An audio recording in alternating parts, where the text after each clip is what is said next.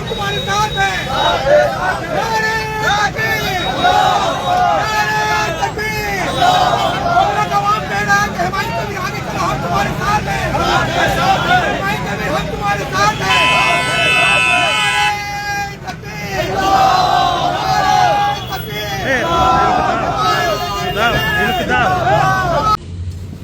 আগামীকাল ঠিক বেলা 10টায় আমরা নদিয়ার কালীগঞ্জ ব্লকের পলাশী মনুমেন্ট থেকে আমাদের সহকর্মীদের নিয়ে আমাদের জনতা উন্নয়ন পার্টির সর্বস্তরের কর্মী সমর্থক তাদেরকে সঙ্গে নিয়ে এবং যারা বাবরি মসজিদের অত্যন্ত মন থেকে ভক্ত বা সব ব্যাপারে বাবরি মসজিদ পাশে আছেন বা সাহায্য করছেন তাদের কাছেও আমার আবেদন, আপনারা কালকে আমাদের পলাশী মনুমেন্ট থেকে ফুলবাগান মোড় হয়ে পুরো NH ধরে পুরো আমরা বাবরি মসজিদের যে সীমানা শেষ সীমানা সেটা অবধি 22 কিলোমিটার পায়ে হেঁটে বাবরি যাত্রা করব।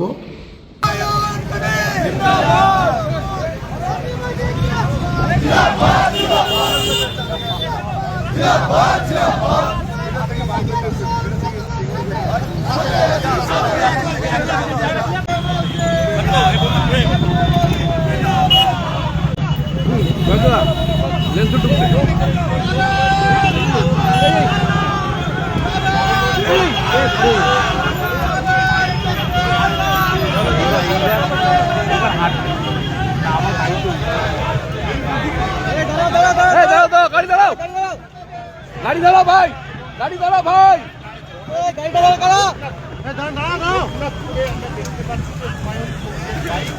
না ঠিক আছে, দূরে থাকুন।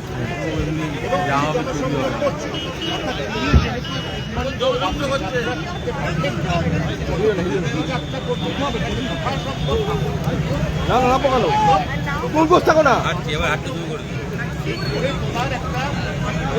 সামনে থেকে সরে, সামনে ছাড়ে, চলো গাড়ি চলো। মোবাইল থাকবে, ওদের কি ধরি জুম হবে?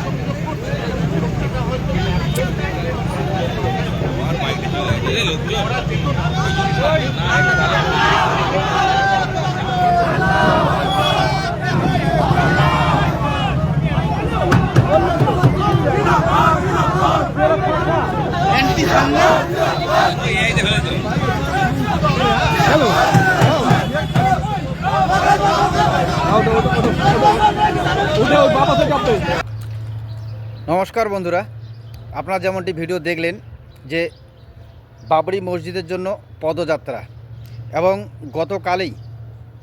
গতকালেই হুমায়ুন কবির ঘোষণা করেছিলেন যে নদিয়া জেলার পলাশী থেকে মুর্শিদাবাদ জেলার বেলেডাঙ্গা দীর্ঘ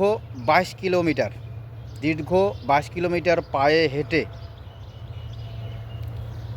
বাবরি যাত্রা করবেন এবং ঠিক তেমনটাই আজকে কিন্তু বাবরি মসজিদের জন্য পদযাত্রা করে ফেললেন এবং পদযাত্রা যে পুরোপুরি কমপ্লিট হয়েছে সেটাও নয়, যেটা সূত্র অনুযায়ী খবর যে মালদার দিকে আসার সময় তাদেরকে পুলিশ বাধা দেয় এবং সম্ভবত কারণ এটাই, কারণ আপনারা সকলেই জানেন যে উচ্চ মাধ্যমিক পরীক্ষা শুরু হয়েছে আজকের থেকে এবং এই উচ্চ মাধ্যমিক পরীক্ষার জন্যই সম্ভবত পুলিশ তাদেরকে বাধা দেয়। যদিও তারা বলেন যে বেশি লোকজন বা মাইক টাইক কোনো বাজিয়ে নয়, তারা গাড়ি করেই বা হেঁটে হলো যাত্রা সম্পূর্ণ করবেন এবং রাস্তা দখল করে নয়। কিন্তু যাই হোক, তারপরেও আজকে পদযাত্রা প্রায় পরিপূর্ণ। তবে দর্শক, একটা কথা কিন্তু বলতেই হয়, এই যে হুমায়ুন কবির ওনার দম উনি কিন্তু দেখিয়ে দিলেন। আপনাদের সকলের মনে আছে হয়তো এই বাবরি মসজিদ করবেন বলেই তৃণমূল দল থেকে ওনাকে বহিষ্কার করা হয়েছে। তারপরেও তিনি কিন্তু বাবরি মসজিদের ভিত্তি স্থাপন করলেন 6 ডিসেম্বর 2025। এবং এই যে 11ই ফেব্রুয়ারি 2026 তিনি বাবরি মসজিদের কাজও শুরু করে দিলেন।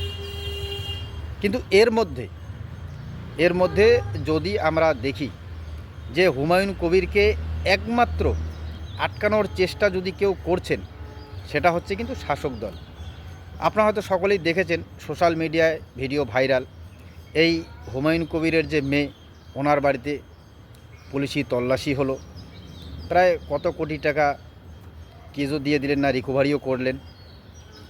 তো এটা পরিষ্কার বোঝা যাচ্ছে যে এতদিন যখন হুমায়ুন কবির তৃণমূলের বিধায়ক হিসাবে, এমএলএ হিসাবে তৃণমূলকেই সাপোর্ট করলেন, বা আপনাদের মনে আছে হুমায়ুন কবির কিছুদিন আগে ক্ষমা চেয়ে নিলেন ওই 70% আর 25% বলে, 35% বলে, যে 2 ঘন্টা সময় লাগবে না বা 2 মিনিট সময় লাগবে না, ভাগীরথীর জলে ভাসিয়ে দেব। সেই সময়ও কিন্তু মুখ্যমন্ত্রী মমতা ব্যানার্জি বা তৃণমূল সুপ্রিমো মমতা ব্যানার্জি তিনি কিন্তু হুমায়ুন কবিরের বিরুদ্ধে কোনো অ্যাকশন নেননি।